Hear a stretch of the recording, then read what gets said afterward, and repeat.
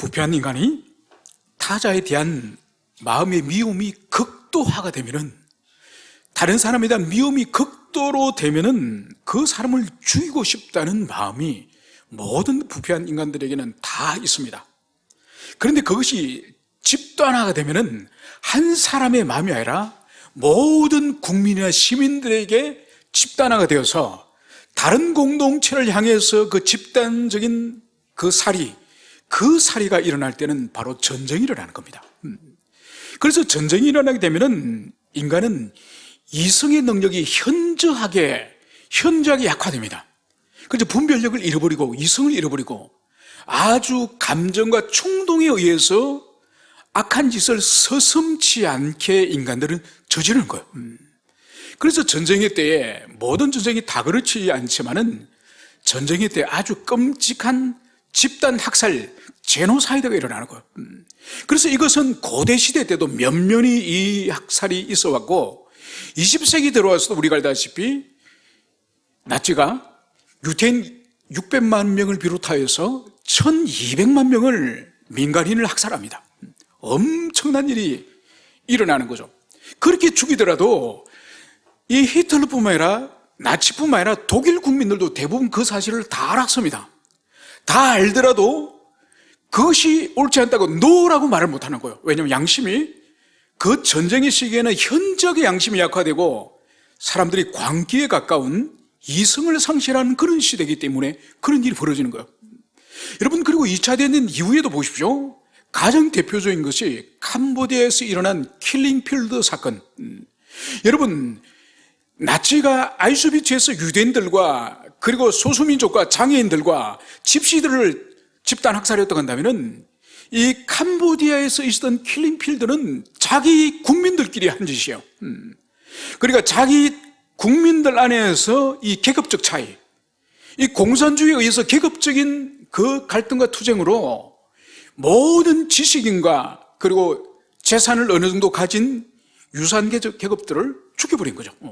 그래서 약 100만에서 한 200만 명이 최소한 죽었다고 그렇게 말을 합니다. 그러니까 이 전쟁이 되면은 사람이 정상적인 이성의 판단들이 흐려지기 때문에 평소에는 감히 할 수 없는 짓들도 담대하게 그 짓을 한 것을 보여주셨습니다. 우리가 오늘 함께 읽었던 이 본문의 말씀 또한 하나님의 언약 백성, 거룩한 하나님의 언약 백성들 사이에 일어났던 아주 엄밀하고 끔찍했던 이 사건을 오늘 하나님께서 세월이 많이 지난 이후에 이 사건을 오늘 주님께서 드러내심으로 오늘 이 사건이 역사 속에 오늘 드러난 것을 보여주셨습니다. 이제 본문으로 이제 돌아오면은 이제 다윗의 시대에 해를 거듭하여 3년 기근이 있으므로 다윗이 이 옆에 간구하매. 여러분, 우리가 잠시 살펴볼 것은 이 사무엘하는 세 부분으로 나눠져 있습니다. 1장부터 10장, 11장부터 20장, 그리고 21장부터 24장 마지막까지. 그래서 1장부터 이 10장까지는 드디어 사울이 죽고 다윗이 유다 지파의 왕이 되지 않습니까? 왕이 되고 난 이후에 이제 나머지 11지파도 협소하여서 통일왕이 되는 거죠. 그리고 이제 다윗이 이제 수도를 예루살렘으로 옮기고 블레셋이 두 번 전쟁을 쳐들어왔지만은 격파하고, 그리고 주변의 암몬이나 모압이나 블레셋이나 모든 주변의 민족들을 다 다윗이 정복하여서 이제는 완전히 팔레스타인의 패자가 되는 거죠. 그래서 가는 곳마다 하나님이 이기게 하셔서 승승장구한 일이 1장부터 10장까지고, 11장에는 이렇게 다윗의 왕권이 절정에 이르렀을 때에 바로 끔찍한 죄를 저지르지 않습니까?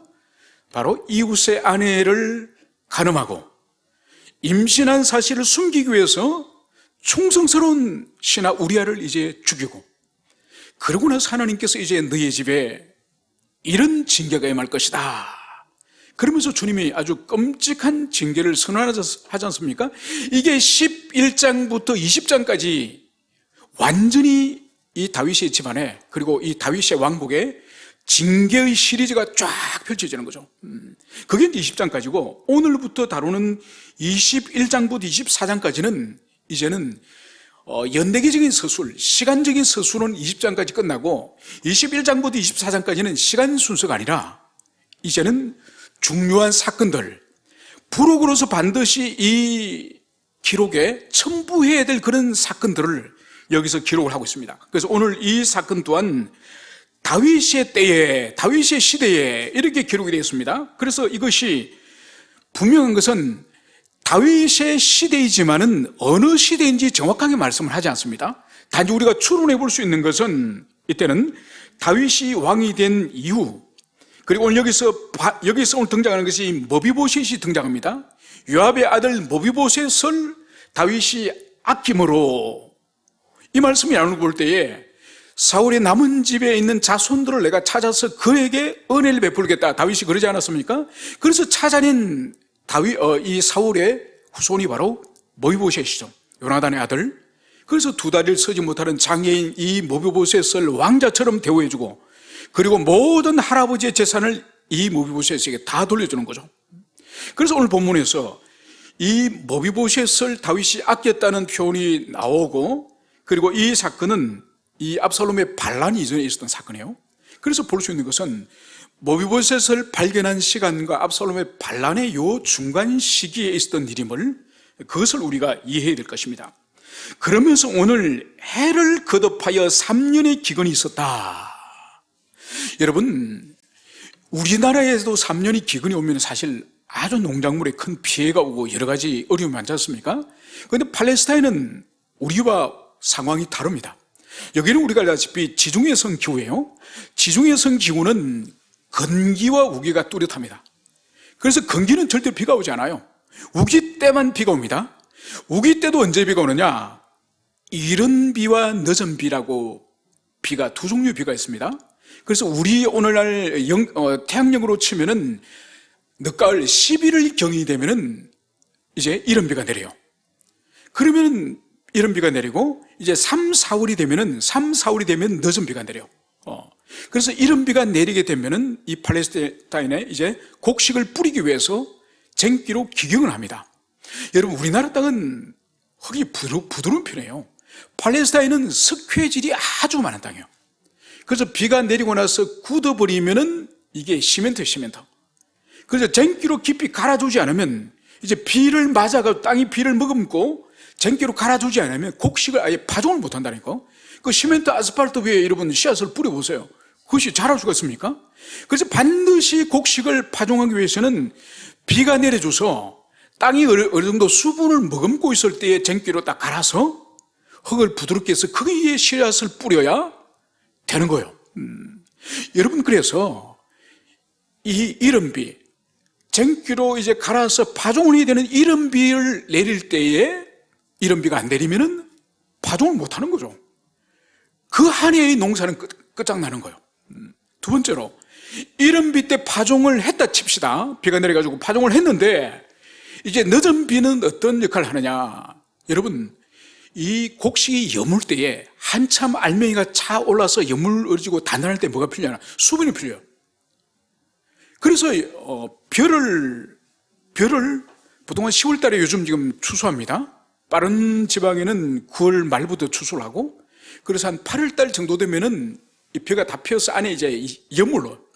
막 여물고 있을 때 이래 손가락으로 탁 만져보면은 하얀 이 접이, 우유 같은 접이 톡 튀어나옵니다. 그때에 이제 여물어가는 중이에요.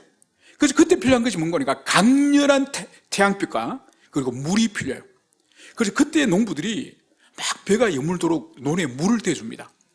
그것처럼 팔레스타인에도 보리나 밀이 여물 때 반드시 하늘에서 늦은 비가 내려줘야 돼요.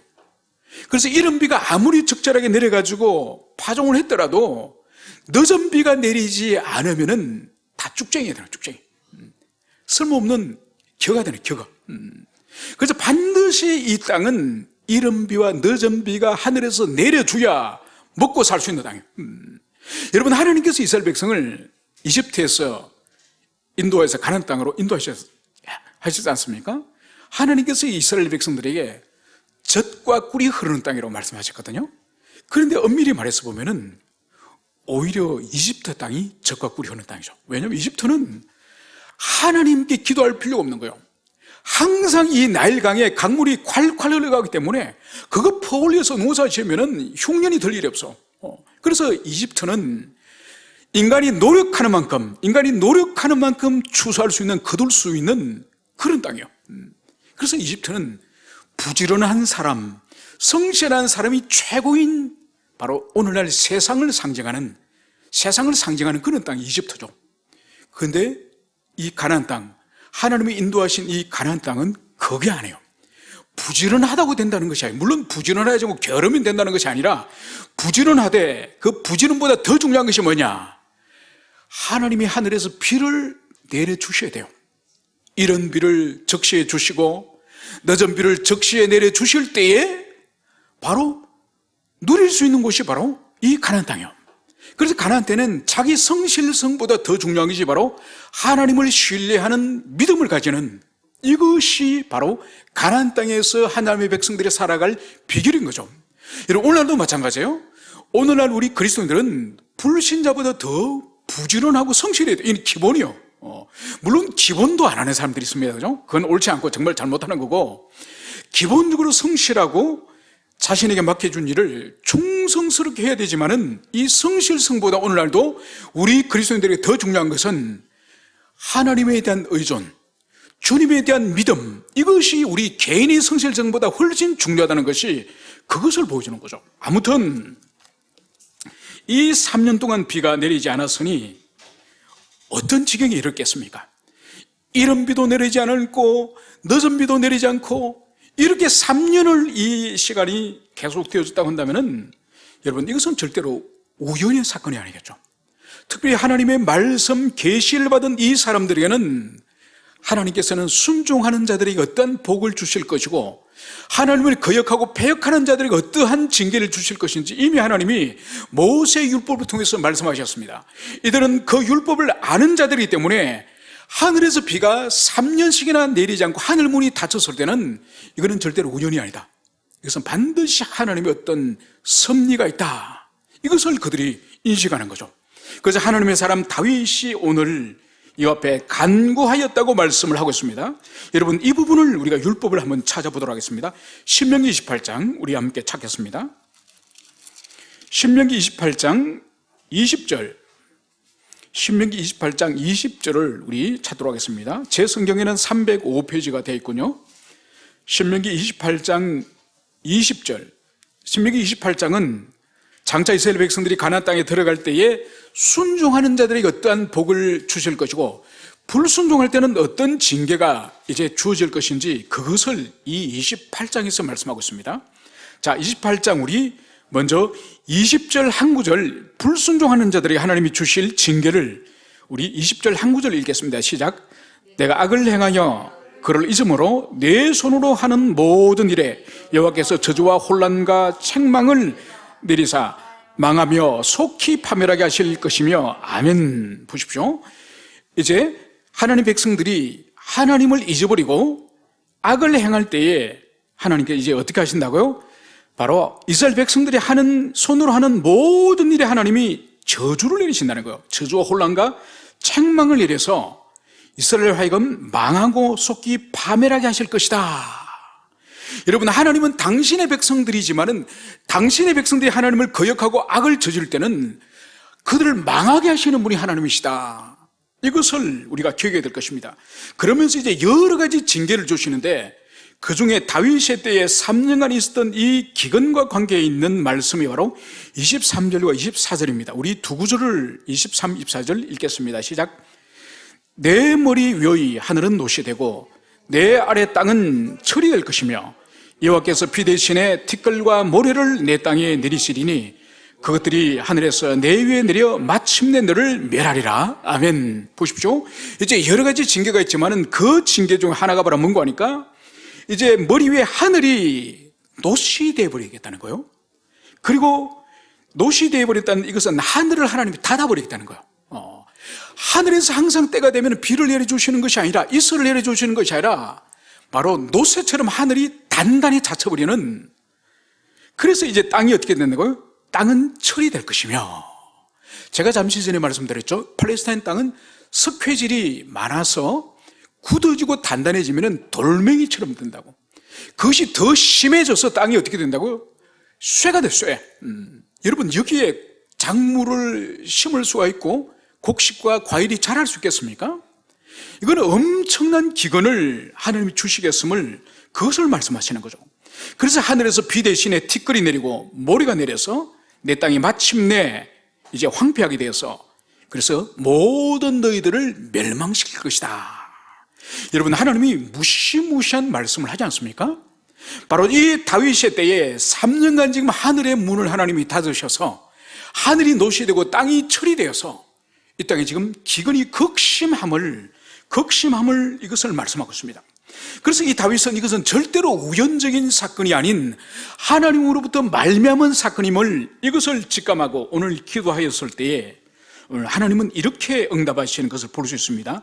이는 사울과 피를 흘린 그의 집으로 말미암으니 그가 기본 사람을 죽였음이라 하니라.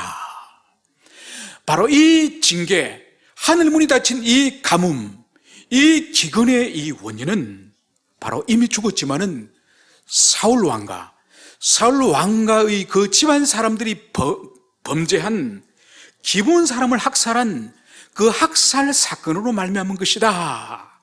하나님이 이 오늘 응답을 주시는 것을 볼 수 있습니다.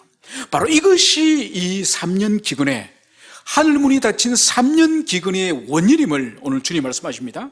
그러면서 오늘 성경 기자는 이 기본 사람의 이스라엘 백성과 어떤 상관관계에 있는지 오늘 2절 이하에서 말씀을 하고 있습니다. 이렇게 오늘 성경 기자는 설명합니다.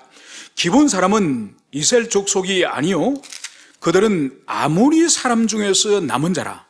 이스라엘 족속들이 전에 그들에게 맹세하였거늘 사울이 이스라엘과 유다 족속을 위하여 열심히 있으므로 그들을 죽이고자 하였더라. 이에 왕이 기본 사람을 불러 그들에게 물으니라. 여러분, 오늘 성경은 이 기본 사람은 이스라엘 족속이 아니다, 그러니까 하나님의 언약 백성이 아니다, 이것을 말씀하면서 역사적인 근거를 이제 말씀하고 있습니다. 그러니까 이 사람들은 원래 여호수아 500년 전 여호수아가 이제는 가나안 땅으로 들어가서 정복 전쟁을 하지 않습니까? 그때 하나님께서 아모리 사람 그 원주민들을 다 진멸하라고 주님 말씀하셨거든요. 그때 진멸 대상의 사람들이 이 기본 사람이에요. 그런데 이 사람들이 오늘 성경은 이스라엘 족속들과 맹세하였다고 기록하고 있습니다. 여러분, 이것이 뭔가 하니까 바로 이스라엘 백성들이 여리고성을 허물고 그리고 아이성을 그 다음에 격파하고 이제 파죽지세로 가나안 땅을 정복해 나가고 있지 않습니까? 이 소식을 가나안 땅 원주민들 가운데 이 기본 족속 이들이 들은 거예요. 그러니까 이들이 들어보니 그 엄청난 여리고성도 무너뜨려버리고 그리고 아이성도 이겨버리고 도무지 이 여호와와 여호와 백성을 이길 수가 없다는 것을 이들이 결론내린 거예요. 그런데 이 이스라엘 백성들이 거침없이 정복을 하고 다 진멸하고 다 쫓아내고 있기 때문에 이 기본 사람들이 그러면 우리는 어떻게 하면 살아남을까? 이것을 이들이 궁리하는 거예요.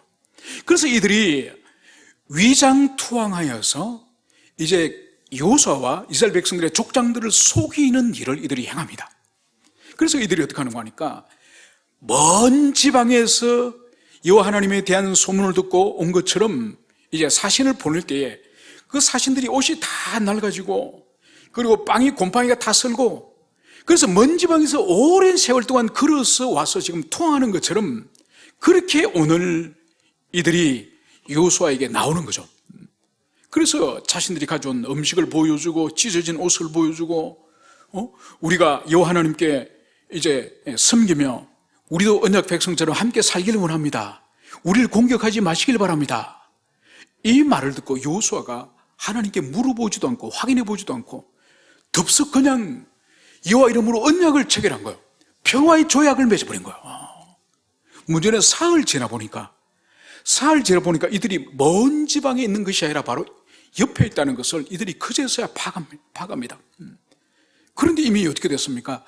여호와 하나님의 이름으로 언약을 체결했기 때문에 맹세를 하였기 때문에 이들을 진멸할 수가 없는 거죠. 이미 하나님의 이름으로 약속을 했기 때문에. 그래서 이들에게 이제 징계적인 차원의 어떤 것을 사명을 주는 거니까 하나님의 성소에 물을 길러오고 장작을 패는 땔감을 제공하는 이 일을 이 기본 족속에게 하는 거예요. 그래서 역사적으로 대대 이 후손들이 이 여호수아 이후로 약 지금 다윗의 시대까지 500년 동안 계속적으로 성전에서 봉사하면서 땔감과 물을 길러주는 이 일을 하고 있었던 거예요.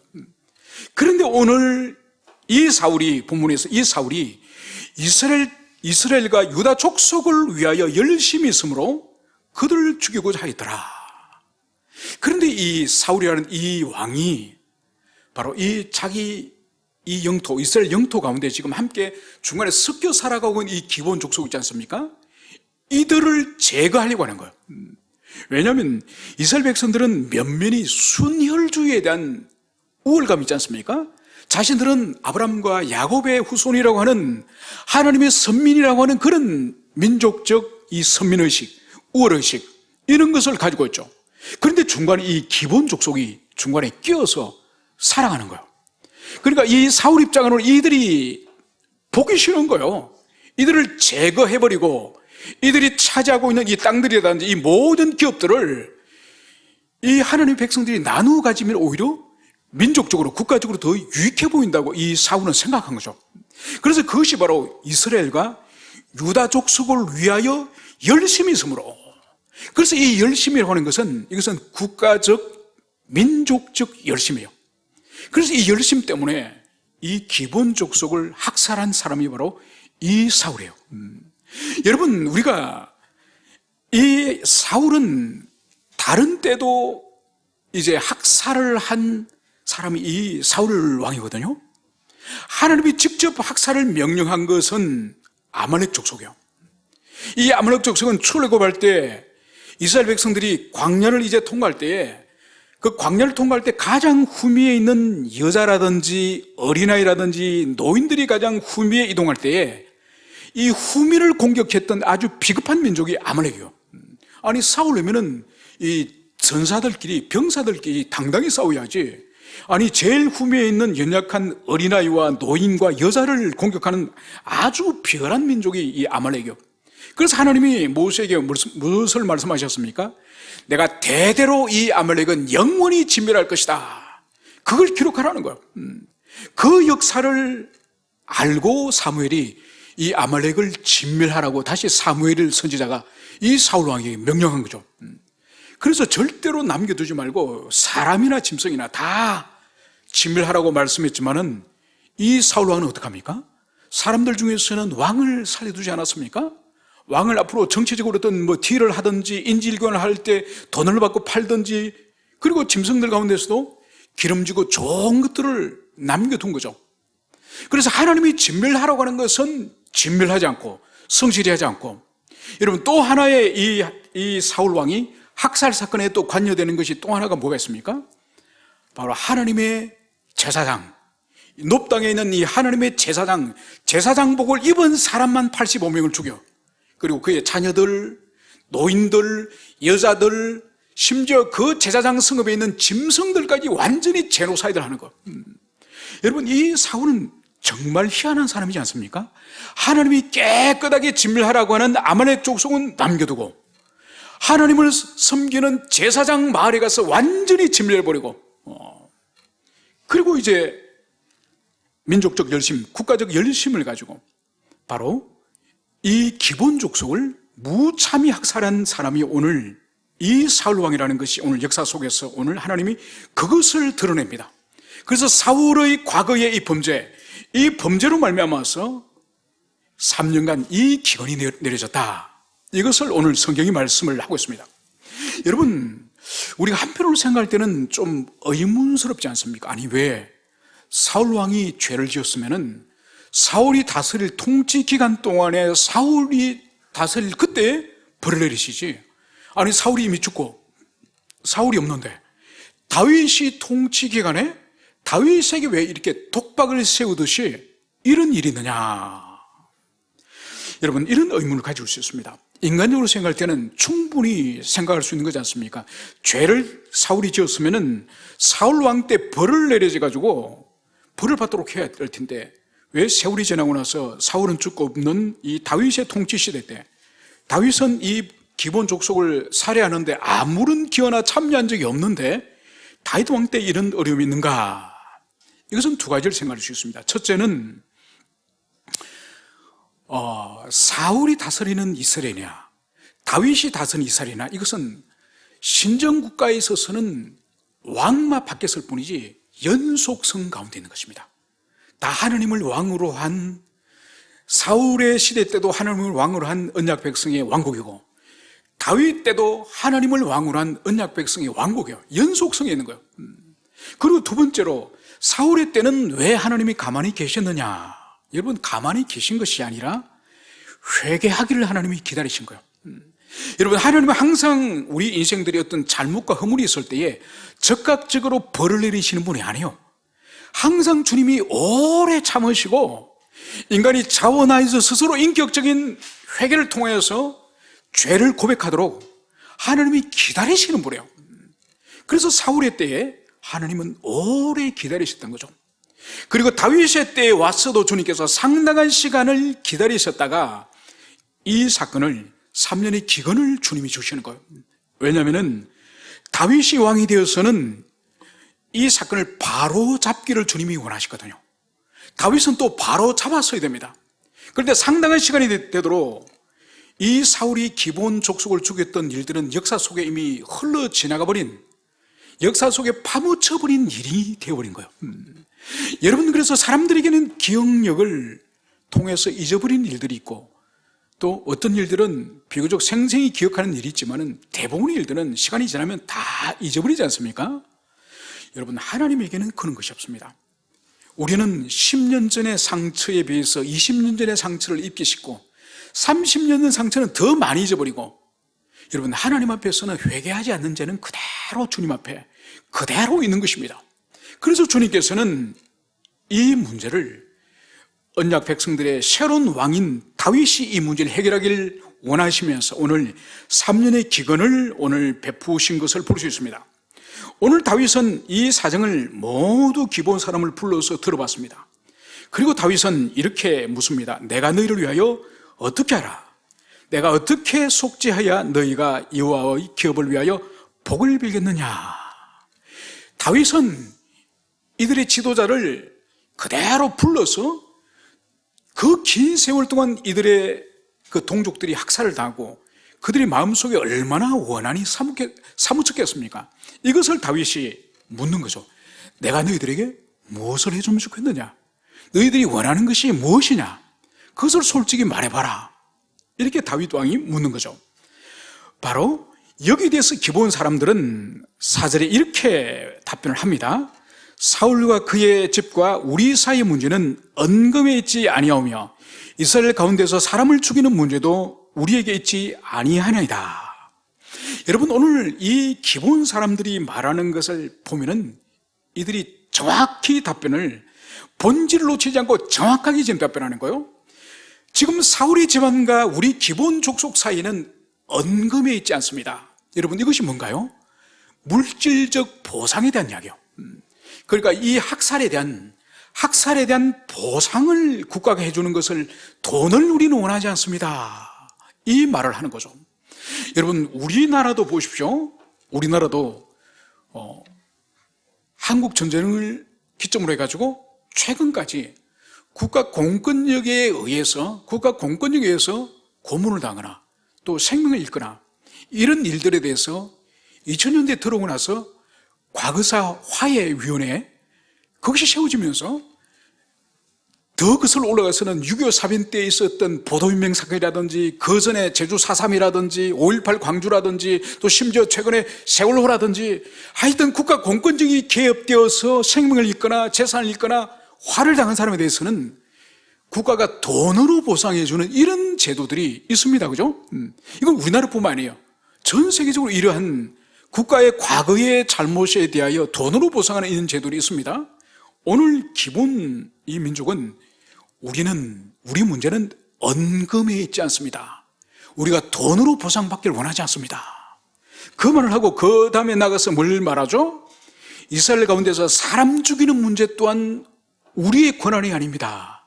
바로 사람의 생명을 빼앗는 그것은 왕의 소관이지 않습니까? 이 말을 하는 거예요. 그리고 이들이 지금 말하는 초점이 분명하죠. 물질적 보상 원하지 않습니다. 우리는 생명을 원합니다. 우리의 생명을 빼앗은 우리를 학살했기 때문에 우리가 원하는 것 또한 우리를 죽인 그 주동자들의 그 생명을 우리가 원합니다. 이것을 이들이 분명히 말하는 거죠. 그러면서 이제 다윗이 이렇게 말합니다. 너희가 말하는 대로 시행하리라. 이제 다윗이 너희들이 무엇이든지 요구해라. 내가 응답해 주겠다. 내가 그것을 들어주겠다. 그렇게 말했을 때에 이제 이들이 단도직입적으로 결론적으로 말합니다. 그것이 5절이죠. 우리를 학살하였고 또 우리를 멸하여 이스라엘 영토 내에 머물지 못하게 하려고 모의한 사람의 자손 7사람을 우리에게 내주소서. 여호와께서 택하신 사울의 고을 기바에서 우리가 그들을 여호와 앞에 목며 달겠나이다. 여러분, 이들의 목표는 분명합니다. 바로 우리를 멸하고 우리를 이 하나님께서 분명히 당신의 조상들과 우리의 조상들이 언약을 맺지 않았습니까? 그래서 우리를 해치지 않기로 하고 우리를 이 땅에 살기로 약속했는데 그 언약을 깨뜨린 그 당사자 그 사람의 자손 7명을 주세요. 그 7명을 주면은 그 사울의 고향, 그 고향 땅에 가서 그 사람 7명을 목을 매달겠습니다. 이 말을 하는 거죠. 여러분, 이 말에 대해서 오늘 다윗은 하나도 거절하지 않습니다. 바로 왕이 이르되 내가 내어주리라.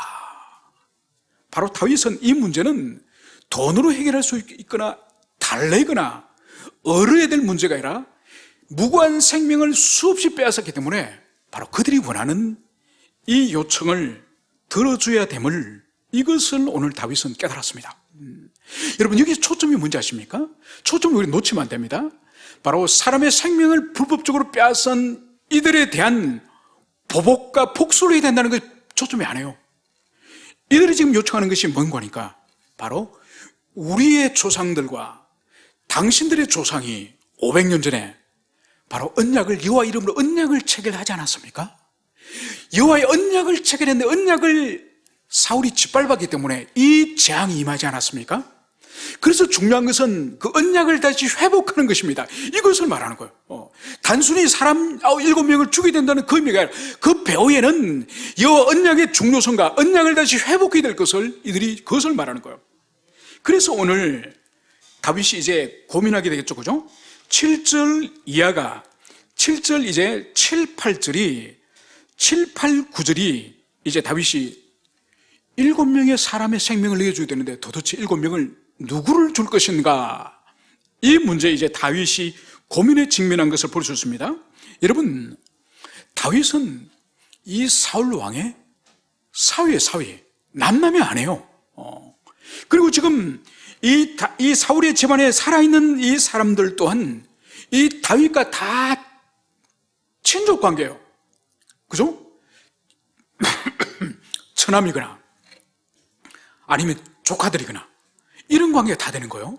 그래서 보세요. 제일 먼저 이제 이 다윗이 제일 먼저 고민한 것이 바로 요나단의 아들 이 머비보셋은 제외를 시킵니다. 왜냐하면 머비보셋은 자기 아버지 요나단과 다윗이 여호와 이름으로 언약을 맺지 않았습니까? 지금 이 재앙이 여호와의 언약을 깨뜨림으로 이 재앙이 일어났지 않습니까? 그런데 다윗과 요나단 사이에 또 여호와 언약으로 머비보셋을 보존하고 살려주기로 언약을 맺지 않습니까? 여러분, 그렇기 때문에 절대로 다윗은 이 머비보셋을 내어줄 수가 없는 거예요. 왜냐하면 언약을 지키기 위해서 또 다른 언약을 깨뜨려서는 안 되는 거죠, 그죠? 그래서 이 머비보셋은 일찍이 제외시켜두고 이제 누구를 주느냐? 바로 사울 왕의 첩이었던 아야의 딸 리스바, 이 여인에게 난 두 아들 알모니와 머비보셋. 이 머비보셋은 요나단 아들의 머비보셋과 다른 동명이네요. 그래서 이 두 아들이 그러니까 사울이 첩에게서 난 두 아들이요. 이 두 아들을 내주기로 하고, 그리고 나서 또 5명이 남았죠. 이 5명은 누굴 주느냐? 사울의 딸 메랍에게서 난 이 5 아들. 여러분, 이 메랍은 원래 처음에는 이 메랍을 다윗에게 시집을 보내기로 했지 않습니까? 원래 이 큰 딸 메랍을 다윗과 시집을 보내기로 했는데 나중에 이 동생 이 다말을 보내지 않습니까? 그죠? 그래서 이 첫 번째 딸에게 있는 이 5명의 아들을 보낸 거예요. 그래서 결국은 사울 왕의 아들 2명, 그러니까 딸의 아들 5명이니까 사울 왕의 외손주 5명, 이렇게 합쳐서 7명이 되는 거예요. 여러분, 그러니까 보세요. 이 사울 왕의 이 2 아들, 이 아들은 다윗 왕 자신의 처남들이에요. 처남이고, 그리고 이 메랍의 이 아들 5, 이 아들은 자신의 뭐가 되죠? 처형의 아들들이에요. 조카들. 그런데 이것은 사적인 그런 감정을 넘어서는 하나님의 언약을 깨뜨린 문제이기 때문에 이것은 개인적인 그런 문제를 넘어서서 바로 이 7명을 오늘 9절에 따르면 기브온 사람에 넘겼습니다. 그래서 기브온 사람들은 그들을 이 사울의 동네, 이 기브와 사울의 동네 산 위에서 바로 하나님 앞에 목을 매달았다고 성경이 기록을 하고 있습니다. 그래서 한날 동시에 7명이 죽었으니 바로 이 죽은 때가 곡식을 베는 첫날이라고 여기서 성경이 기록을 하고 있습니다. 그러니까 곡식을 베는 이 첫날, 오늘날로 치면은 이제 늦은 비가 내렸던 3월 이후에 한 4월경에 이제 곡식을 벨 때지 않습니까? 그때 이제 이 7명을 목을 매달아 죽였음을 오늘 그것이 성경을 기록을 하고 있습니다. 여러분, 그런데 오늘 이 7명의 목을 매달았지만은 하늘에서 비가 오지 않습니다. 7명의 사람을 죽였어. 이 기본 사람들의 그 원한을 이제는 풀고 하나님의 공의를 시행했다고 하늘에 비가 오지 않는 거예요. 그러면서 오늘 10절부터 오늘 또 다른 장면이 등장합니다. 그 장면이 뭐냐? 바로 아야의 딸 리스바가 굵은 배를 가져다가 자기를 위하여 바위 위에 펴고 곡식 빼기 시작할 때부터 하늘에서 비가 시체에 쏟아지기까지 그 시체에 낮에는 공중에 새가 앉지 못하게 하고 밤에는 덜짐승이 범하지 못하게 한지라. 이제 이 리스바의 이 2 아들이 이제 나무에 매달려서 죽었지 않습니까? 그러니까 이 아들이 시체가 나무에 매달리는 거죠. 그래서 이 시체는 사람이 죽으면은 이 냄새가 고약하지 않습니까? 짐승이 아주 사람 이 송장 냄새를 잘 맡아요. 그래서 밤에는 이 들짐승이 와서 이 시체를 파먹으려고 하고, 낮에는 독수리나 까마귀가 와서 이 사람의 시신을 파먹겠죠? 그래서 이 리스바가 이 바위 위에 굵은 배를 깔고, 그 애통의 표현으로 붉은 배를 깔고 거기서 짐승을 밤낮으로 쫓는 거예요. 밤낮으로. 자기 아들의 이 시신을 파먹지 못하도록 밤낮으로 쫓는 거예요. 언제까지 이 일을 하느냐? 바로 비가 내리기까지. 여러분, 여기서 우리가 이 해석을 잘해야 됩니다. 지금 곡식을 베지 않습니까? 그죠? 곡식을 베고 그러고 나서 이제 그 다음번 이른 비가 내리는 말하는 거예요. 지금 늦은 비가 내리고 나서 곡식을 벨 때가 됐지 않습니까? 그리고 다시 이른 비가, 그 다음 이른 비가 내릴 때까지는 6개월이 걸려요.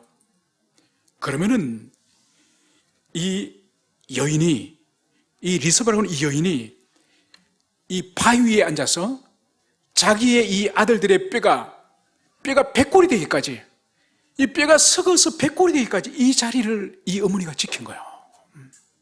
6개월 가까운 긴 시간을 이 시신을 떠나지 못한 채로 이 어머니가 이 짐승들로부터 이 자식의 이 유해를 지킨 것을 거기서 볼 수 있습니다. 여러분, 여기서 볼 수 있는 것이 정말 어머니는 위대하신 분이에요. 그러니까 저도 개인적으로 이제 육신의 이제 부모가 되고 아버지가 되었지만은, 그러니까 아내가 애들을 위하는 거라든지 또 아이들이 엄마에 대한 애착을 가진 것을 볼 때 한편으로는 시기가 나기도 하고 질투가 나기도 하고, 또 한편으로는 당연하다. 어떻게 보면 하나님의 손길이 지상의 우리 인생들 가운데에 하나님의 손길이 가장 풍부하게 드러나는 사람은 아버지가 아니에요, 사실은. 하나님을 우리가 아버지라 부르지만은 실제로 하나님의 손길이 나타나는 것은 아버지보다는 어머니죠, 어머니. 그래서 여기에 이 리스바라는 이 여인을 보십시오. 여러분, 이 여인이 얼마나 기구한 여인입니까? 여러분, 이 여인이 처음 성경에 등장하는 것은 어디에 등장하는가 하니까, 이 여인이 이 사울 왕이 죽고 나서 이스보셋이 왕이 되지 않습니까? 이스보셋이 왕일 때의 군대 장관이 아브넬이에요. 이 아브넬이 실제적인 이 권력자지 않습니까? 이 아브넬이 이 사울 왕의 첩 리스바를 범한 거. 그러니까 이스보셋이 화가 나서, 아니 당신이 어찌 우리 아버지의 첩을 급간하느냐. 그러니까 이 아브넬이 자기 죄를 회개하지 않고, 어찌 너가 나에게 그런 말 하느냐, 내가 유다의 개냐, 개머리냐, 그러면서 아주 혈기를 부리는 아브넬의 모습을 볼 수 있지 않습니까? 그래서 선왕이었던 사울왕이 죽고 그의 남겨진 힘없는 첩이에요. 그 힘없는 첩을 힘있는 군대 사령관 아브넬이 급간하는 거죠.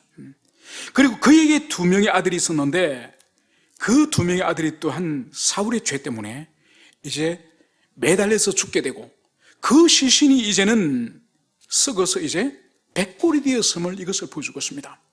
그래도 이 여인이 떠나지 않고 밤낮으로 이 시신을 지키는 이 소식이 오늘 성경에서는, 오늘 12절에서는 다윗의 귀에 들렸음을, 다윗이 이 소식을 들었음을 오늘 그것을 성경이 기록을 하고 있습니다.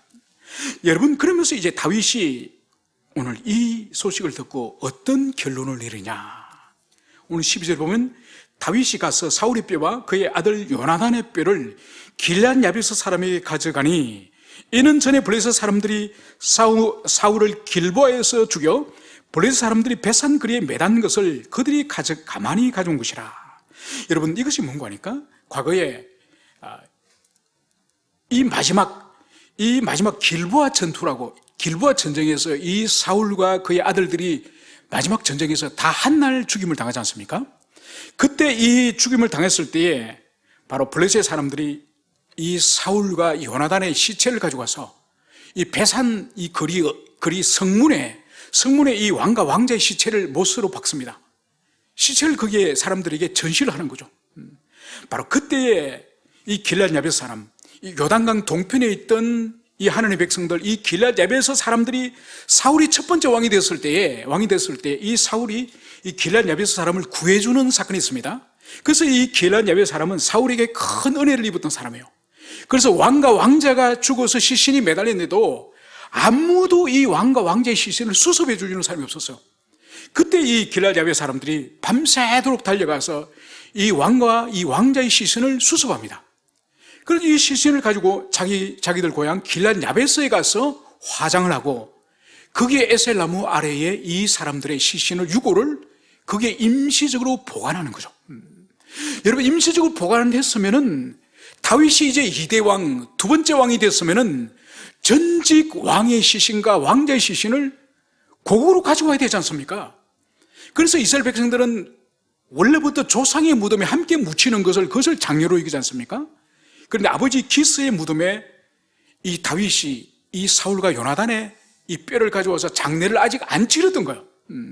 그리고 이것은 다윗에게 있어서도 하나의 허물이죠. 자신이 왕이 되었으면은 전임 왕에 대하여서 장례를 치러야 되죠. 여러분,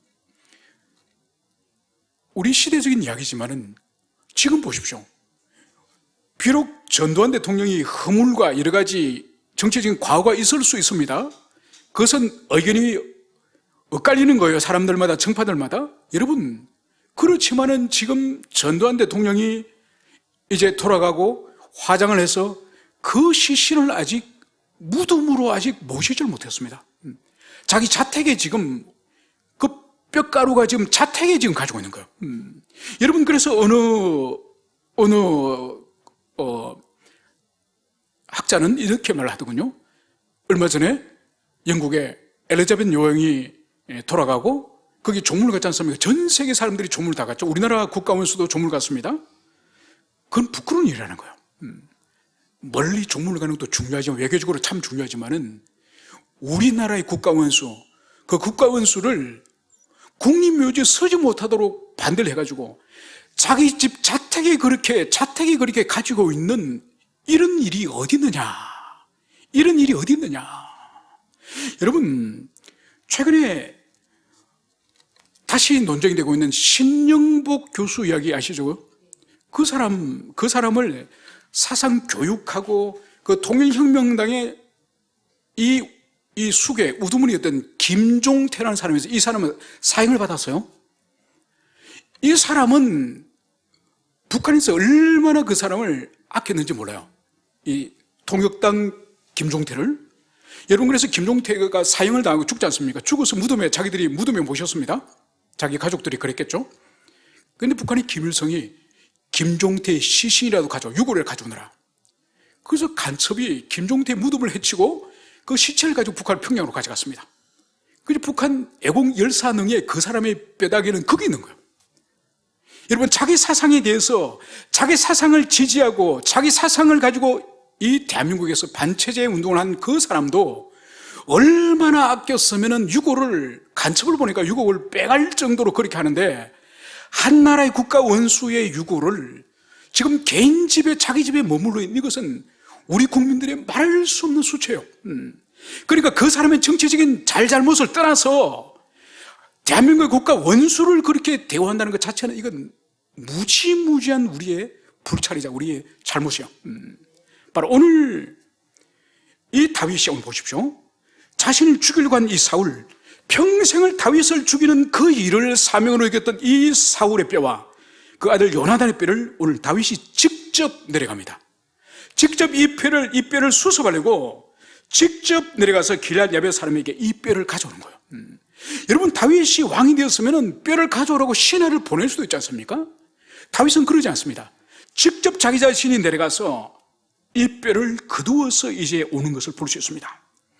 그러고 나서 오늘 13절에 보면 다윗이 그곳에서 사울의 뼈와 그의 아들 요나단의 뼈를 가지고 올라오매 사람들이 그 달려 죽은 자들의 뼈를 거두다가 사울과 그의 아들 요나단의 뼈와 함께 베냐민 땅 셀라에서 그의 아버지 기스의 묘에 장사돼 모두 왕의 명령을 따라 행하니라.